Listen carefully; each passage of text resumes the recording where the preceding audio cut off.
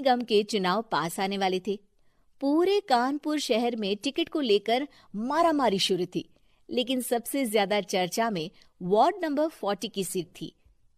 वो इसलिए क्योंकि इस बार वहां की सीट महिला के लिए आरक्षित थी।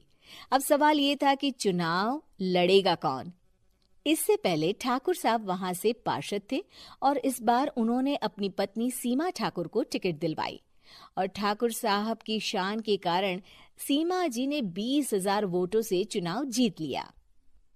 अरे बधाई हो सीमा भाभी, अब तो आप वार्ड की पार्षद बन गई हैं। अब तो हमारे काम आप ही करवाएंगी। अरे ये तो सिर्फ नाम की पार्षद बनी है, वो तो महिला सीट आ गई, वरना पार्षद तो मुझे ही बनना था। अब भले ही चेहरा इसका होगा लेकिन पावर तो मेरी ही होगी। अरे वाह भाई साहब, क्या दिमाग लगाया है आपने भी। आइए आप लोग, खाना लगा दिया है सबके लिए। सीमा जी पार्षद बन चुकी थी, फिर भी उनकी एक ना चलती। सारे काम ठाकुर साहब खुद ही संभाल लेते और जहां जरूरत पड़ती वहां सीमा जी का अंगूठा लगवा लेते। सीमा जी ज्यादा पढ़ी लिखी भी नहीं थी। एक दिन ठाकुर साहब और सीमा एक प्रोग्राम में जाते हैं।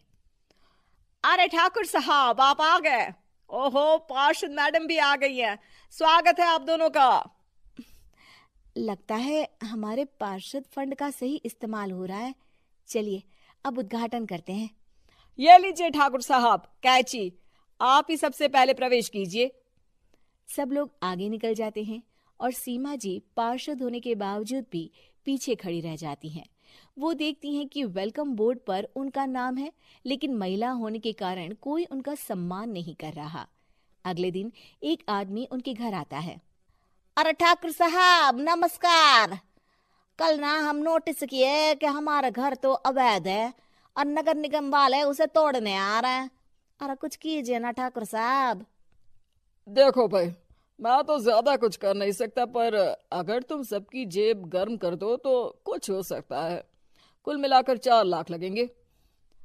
अरे 4 लाख ठाकुर साहब? अरे भाई, मैं अपने लिए नहीं मांग रहा हूँ।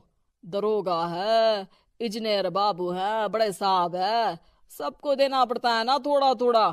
बोलो है मंजूर? तभी वहां अचानक सीमा जी आ जाती हैं। अरे ये आप क्या कर रहे हैं? पहले इन्हीं लोगों से तो आपने वोट मांगे, अब इनसे ही पैसे ले रहे हो। अरे चुप रहो तुम, तुम्हारा काम है सिर्फ अंगूठा लगाना, तुम वही किया करो। मुझे दूसरे काम तुम मत सिखाओ, समझी?